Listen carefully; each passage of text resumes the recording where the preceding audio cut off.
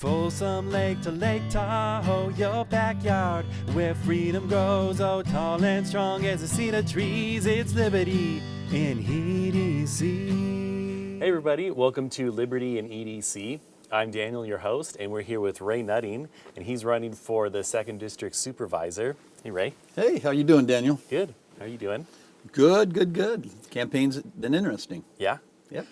So first thing I always like to do is find out, who you are. So who's Ray Nutting?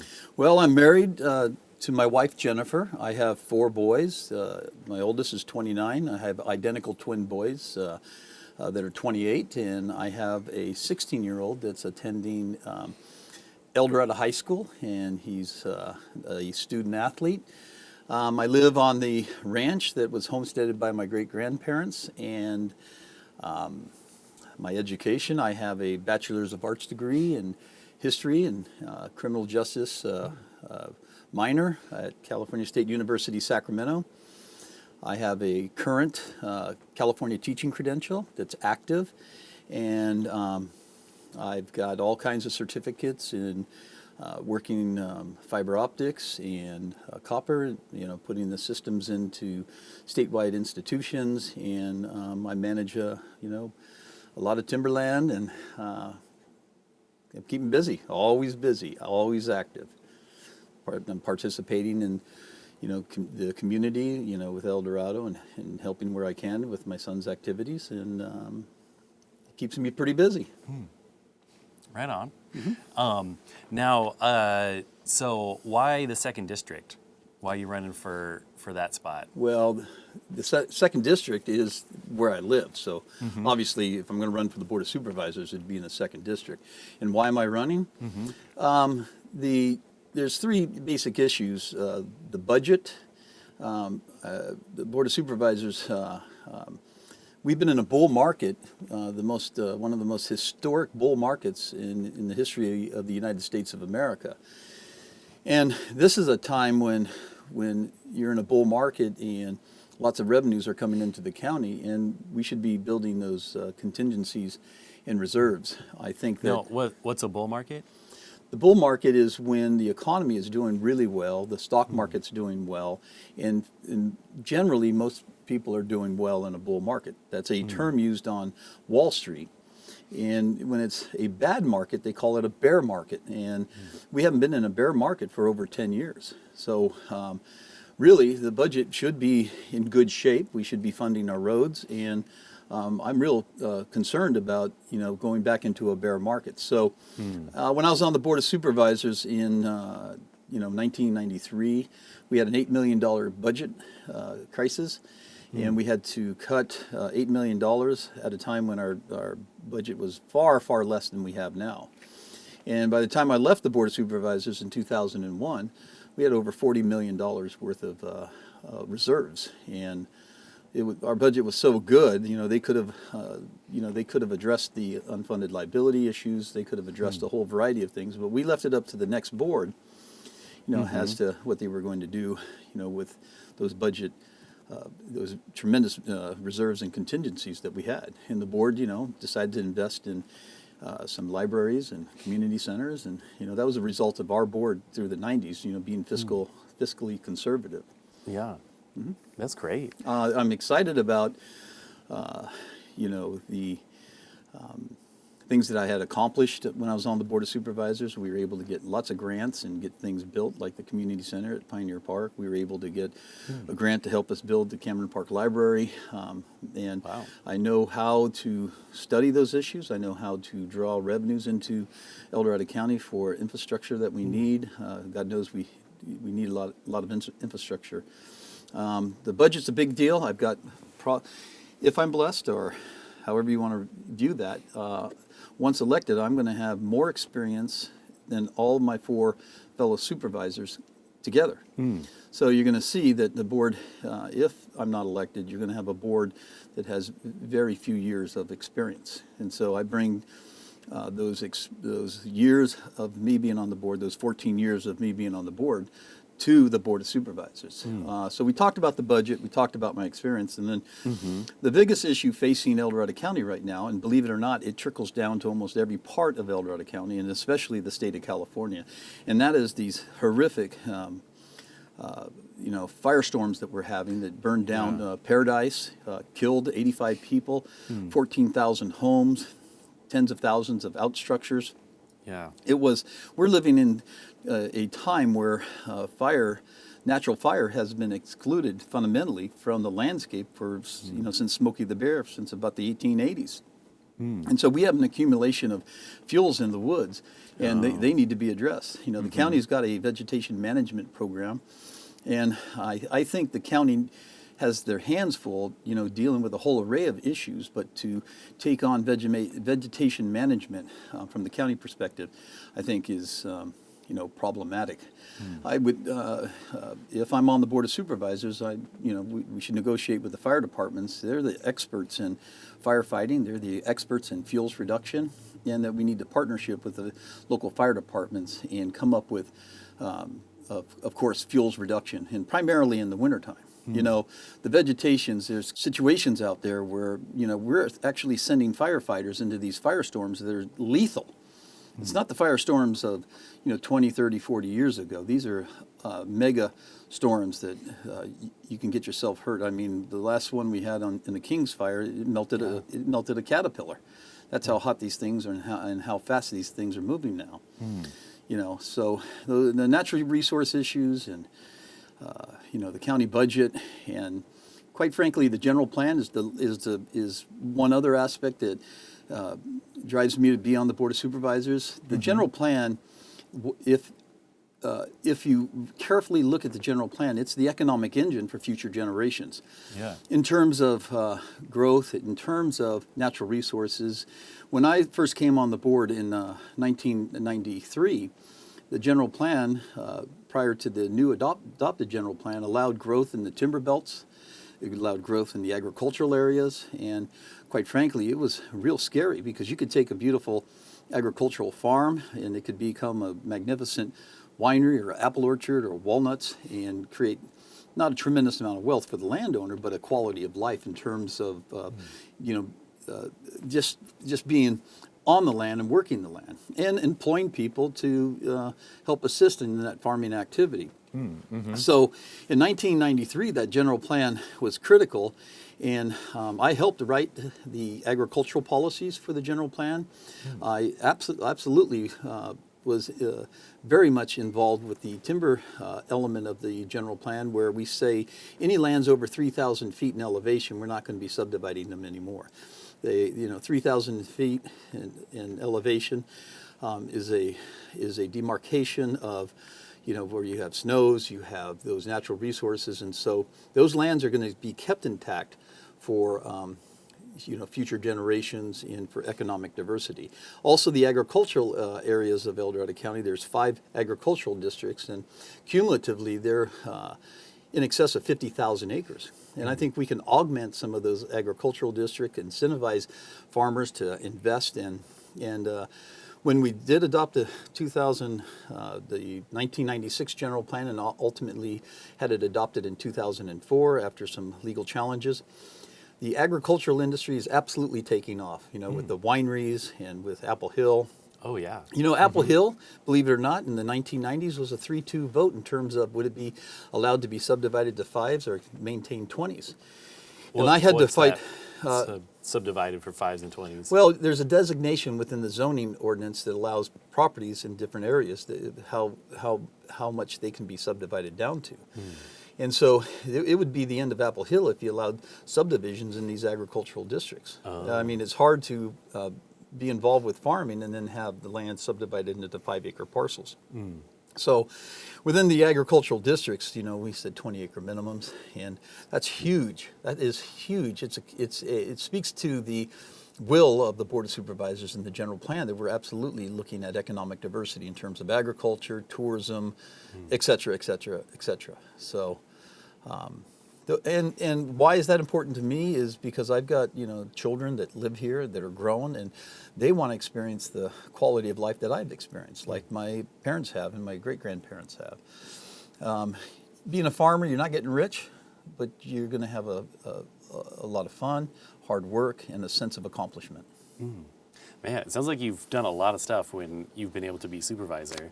Yeah, I think about the charter. I wrote the charter. I co-sponsored the charter with Supervisor Nielsen, and I'm real proud of two elements of the charter. One was that I wrote the term limit laws, that you can only serve 2 terms, then you can come back. But when you sit as an elected official, for all your life, and you don't get out and live under the laws that you create, you tend to be numb of what the public's experiencing. So I'm a firm supporter of term limits. In fact, I'm a firm supporter of term limits for all offices except for the office of the California Supreme Court and the United States Supreme Court.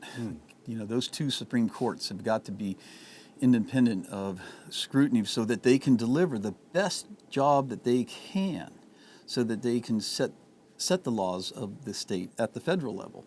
So all other offices, I absolutely support term limits. What other issues are important to you?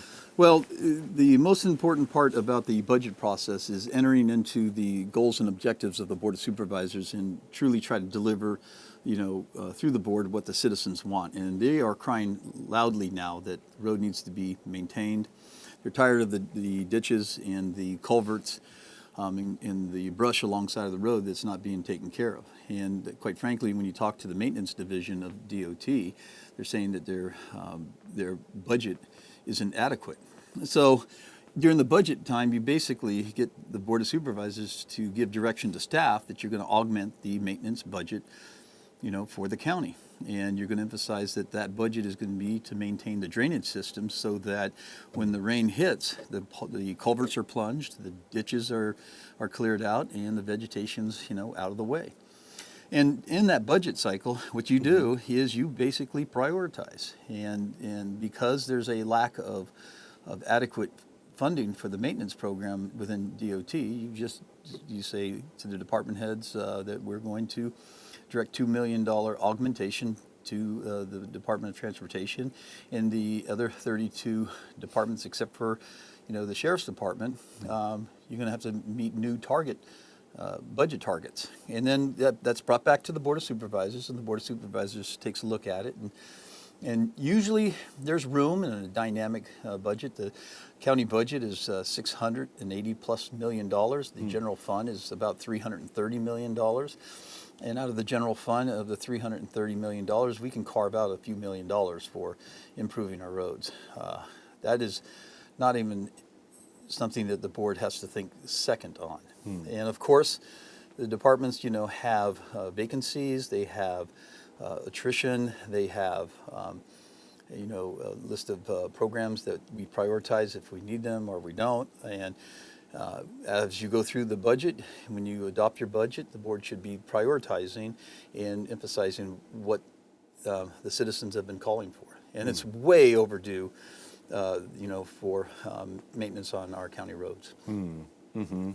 Yeah, there's some spots in the county are good, but some spots in the county too just aren't that great. We had a couple of hellacious rain events, and when you have the first culvert that's not plunged, and it's inundated with debris, and then the second culvert that's inundated with debris, you get to the third culvert and it can't handle the volume if the culvert is clear. So what you have is it cutting the top, undermining the road, and the next thing you know, you got a blowout. Well, that's happened in a multitude of areas in our county where the cause, of the blowout was because we didn't have proper maintenance.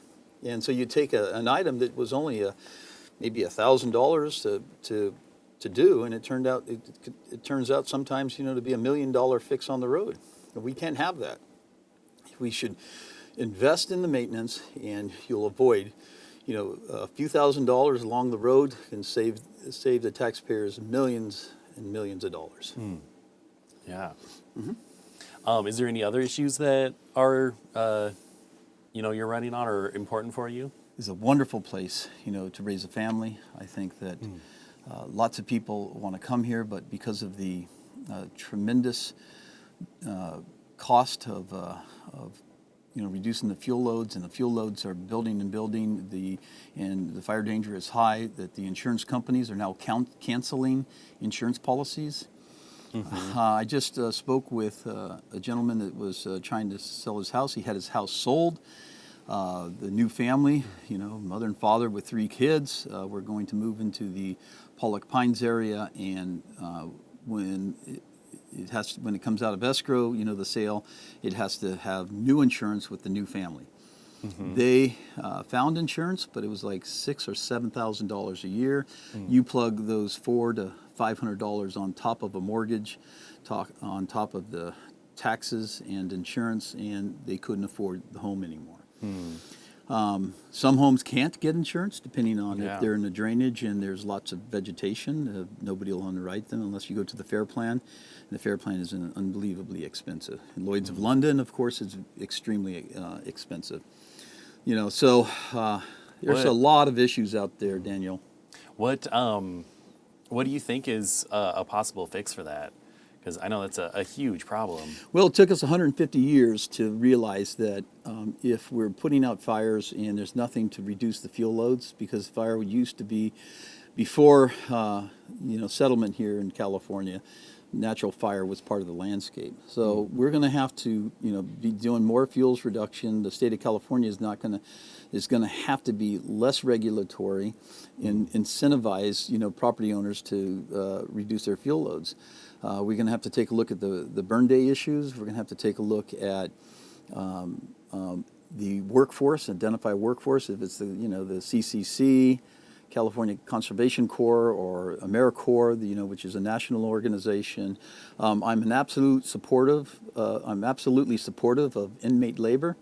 I think you take extremely low-risk inmates and you put them to work, and they'll have a sense of accomplishment, and they can look back at their work and see that they've created, fire-safe roadways, and projects that will be beneficiary of the community. And it's going to take us 25, 30 years to, start making a difference, and we need to start in the wildland-urban interface, places where there's wilderness surrounding, homes, and you've got to make sure that, when we do build homes, they're retrofitted with to protect these homes from embers that drop on them, and need to make sure you have your defensible spaces.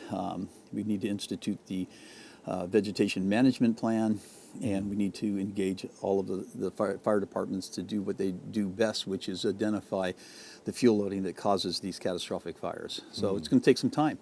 And the governor needs to know, the state of California needs to know that, along with federal and state policy, the buck stops with state policy and federal policy. You have the state responsibility area, and it's a dangerous place. They put out, California Division of Forestry and Fire Protection turned to be Cal Fire, and their focus was primarily putting out fires. But you're never going to be able to stop these raging fires if you don't deal with the fuel load. So we just have to have a shift in the way we think, do fuel management, mitigation for these excessive fuel loading, and let's get people that are safe with building envelopes that don't bring with it a wall of fire. Yeah.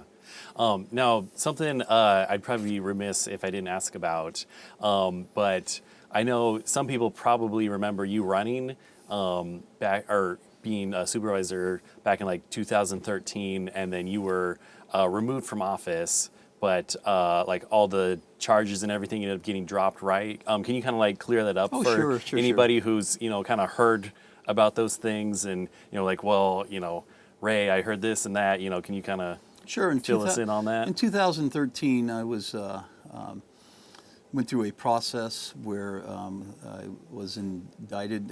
An indictment comes from when the prosecution wants to get enough information to bring you to trial. So you have no judge in the room, and you don't have any attorney in the room, and so I didn't get my evidence in place until we got to a jury trial, and I was exonerated of all charges.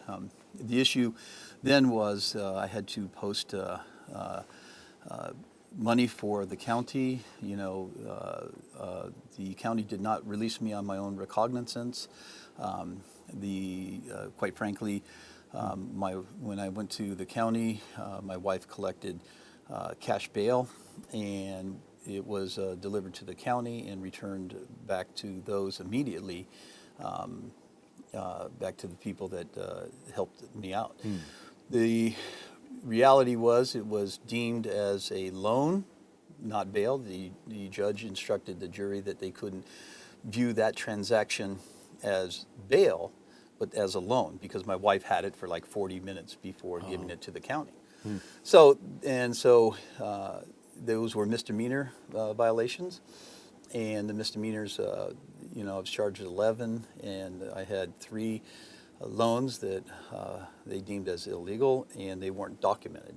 I wasn't buying a house, I wasn't buying a car, it was bail. So that's what happened there. And most people, once they know, that I was exonerated of the original charges, and I had illegal loans, a loan for, for bail, and the jury was instructed not to consider the transaction bail, but it was bail. I think people are pretty much saying, "Huh? Yeah. You were convicted of bail money when you were exonerated on the original charges." So that's what that was all about. Oh, okay. Yeah. Thank you for clearing that up, because I'm sure. I mean, I know for me, I had heard stuff, but wasn't really sure about what all happened there. And then one more thing we got to talk about, and that's kind of been a big hot issue in the newspapers and everything. It was that you were caught or seen on camera taking a leaflet that was supposedly from another candidate from somebody's porch. Yeah, so first of all, that was wrong, and I should have read the pamphlet and just immediately put it back, or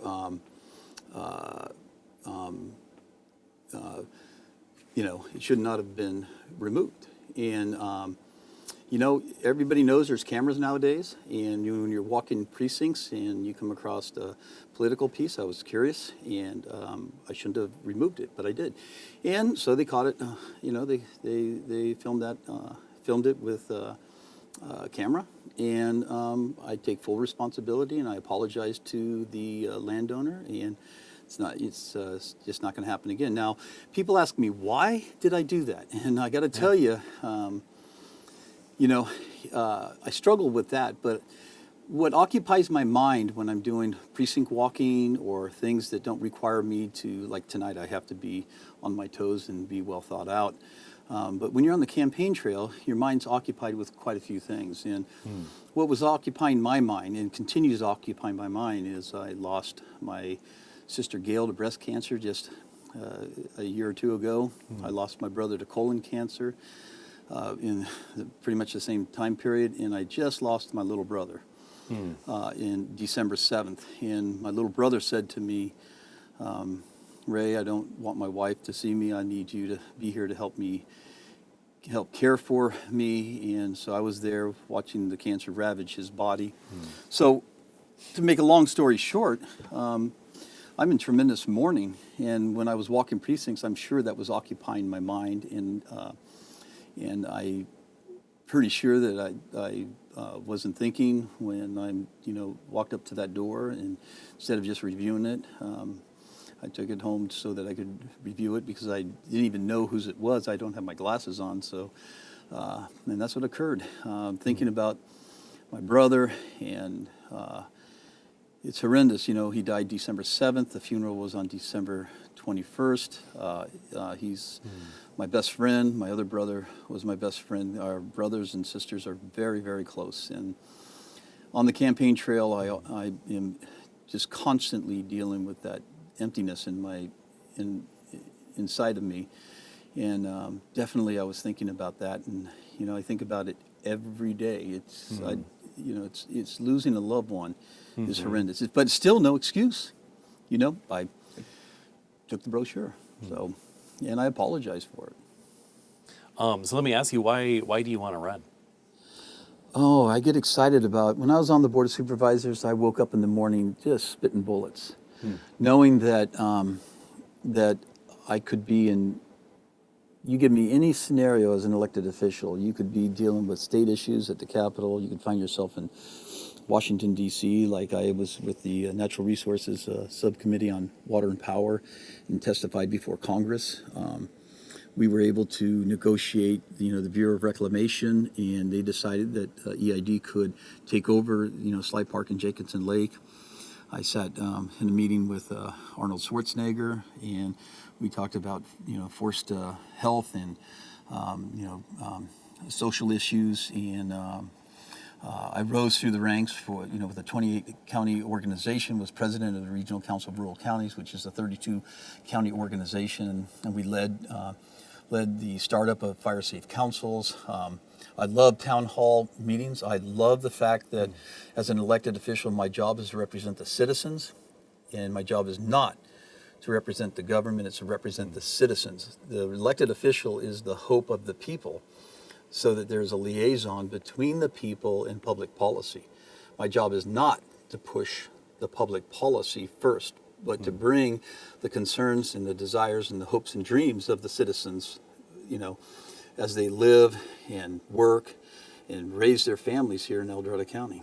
It'd be a sad day when you have elected officials that are ignoring the desires of their citizens. So that's my perspective, and that's what drives me and gets me excited about running, is that it is a job that you wake up spitting bullets. And I made a promise to myself that I would always go to bed, lay my head on a pillow, and make sure that everything I did that day, that I can sleep well, knowing that I represented the public. And sometimes you got to make difficult decisions, and people tend to sometimes not be happy. But if they know you're genuine and you are making a tough decision, they're pretty compassionate. They're pretty understanding. They're pretty forgiving. I don't think the public wants, to have everything their way. They just want to know that they're represented and that their concerns are heard, and to do the best you can, for the county in a genuine way. And that's what excites me about running for public office, the idea that we can set public policy to build the agricultural industries, and the idea of that you're not going to put an expressway from Highway 50 all the way to South County, or an expressway all the way up to the north end of the county, up Salmon Falls Road, and change all of that makes, these beautiful areas of our county so unique. Yeah. It's fun. It's a fun job, but at the same time, it's excruciating because you can't please everybody. You can't even try. You just have to genuinely work at it and listen a lot. That's great. Now, if somebody wants to learn more about you, or they're interested in getting involved in your campaign, where can people find more information about you? Well, you guys can call me at home. My phone number is area code 530. It's 644-1728. That was the phone given to my great-grandma in about 1958. I changed it over to my cell phone, so I carry my cell phone all the time. A lot of times I'm in areas that don't have service, but just leave a message and I'll get back to you. So you can call me directly. Again, my phone number is 530-644-1728. And of course, I have a website. You can go to raynutting.com. And you can go to my email, and that is raynutting@hughes.net. And Hughes is spelled Hughes, .net. raynutting@hughes.net. Yeah, I know a lot of people who are on the Hughes in El Dorado County, just because. Well, that's another. The internet. Well, real quick, that's another issue, is people want high-speed internet, and so there's this huge argument about, do you go with the air or do you go with the ground? So the only way you're going to lay fiber, and that's what I do now, is I work in institutions all over the state of California, and we lay fiber optics and copper. But the only way you're going to get a hard line throughout El Dorado County is do center line of the county maintained roads. You got to take a diamond bit, and you have to do a unique trench and lay the fiber right behind it.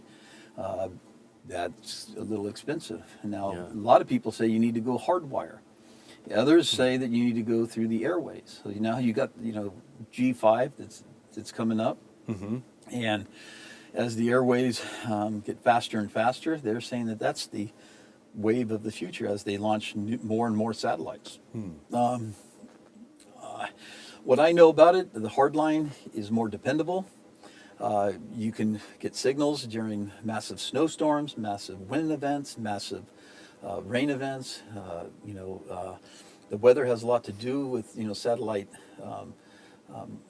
consistency. You can get more information through a hardline. So we need to take a look at Yeah, I and think go it's hardline. here now. Yeah. Well, I was on the board of supervisors when we had the backbone, when they were wiring, the state system, and they started up the San Joaquin Valley, then came down north on Highway 49. And what their first focus was to get the public institutions hooked up, the county, the schools, others with high-speed fiber optics that were in the ground. So we do have some infrastructure in the ground now, but to get them out to the rural areas where you can expand the economic engines and be competitive. We do have thousands of people that work out of their homes. They work out of the convenience of being in their home and have high speed, but they pay a lot of money, for the satellite. The satellite program that beams it in faster, but it's real expensive.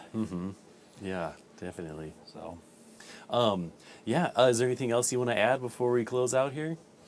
I think we covered a lot, but I would like to tell you that as an experienced county supervisor, I will do everything I can to make sure that the citizens are first, that any controversial subdivisions that are proposed by the county, or they want to do any rezones, we're going to do town hall meetings like I've always had in the past. I've had many town hall meetings where people have come and talked with me, and sometimes there's a compromise, and sometimes we just say no. But it is the citizen and the community that's first. Right on. Well, thank you for coming in, Ray. Hey, thank you, Daniel. We really appreciate it. You're welcome. And so again, this is Ray Nutting. He's running for District 2 Supervisor. And I'm Daniel, your host. And this has been Liberty and EDC. You can catch us on Foothill 7 on Comcast up here. And you can also see us on youtube.com/Foothill7TV. And we'll see you guys later.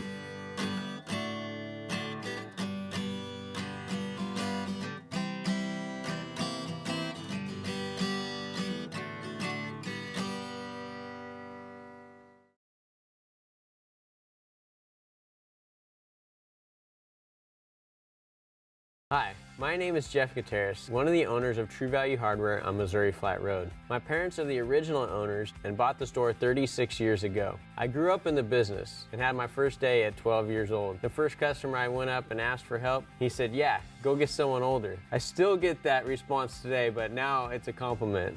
Steel and John Deere are rated the best in their respective industries. And here at True Value, we have the benefit of carrying and being the local dealers for both of those products. I've always looked at being a salesman as you got to love what you sell. If you love what you sell, it's not gonna feel like it's a job. You're just getting the right equipment for the customer. The great thing about our store is you can do everything through the store here. We have a repair shop, we have rentals. If you don't know how to use it, we go over everything when you rent the product. I myself am a new homeowner, so I am getting an idea of everything that I need for home renovations. Everybody's got a different job, and we want to be a part of that job and help them through that job. It's very important for us to have a happy staff. Our staff is an extension of us. We support a lot of families through this business, and that's what I love. I love it when a customer comes in and says, "Hey Jeff, I need this," or "Hey Brian, I need this." It kind of warms my heart to know that our store has such a footprint in the community. We try to support our community in many different ways, and one of those ways is through donations. We definitely help out all of the local schools. We support Relay for Life, local youth sports, Eagle Scouts, Toys for Tots, many different organizations. It's important for us to be a part of the community and to really make an impact in people's lives.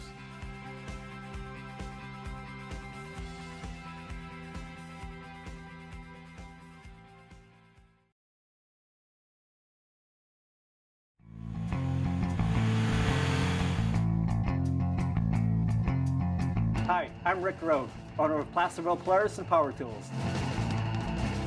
I've owned and operated Placerville Polaris since 2007. If you'd like to experience the off-road, or if you have property in our community, come on in. Let's see what we can build for you. We are your one-stop shop for off-road fun. We do it all, from building your dream toy to decking out your razor. We are complete with a full shop, and we proudly service all our products, including our power tools. We carry only the best top quality brands, and we have everything you need for taking care of your property and maintaining your 100-foot defensible fire space. Building off-road vehicles is a passion of mine that I take very seriously. I like to be personally involved in building your dream toy from start to finish. Here at Placerville Polaris, we do a lot of testing for the manufacturers to ensure you get the proper accessories to fit your specific needs. One of my favorite parts is test driving to maximize satisfaction and quality. Come on in, let's see what we can build for you.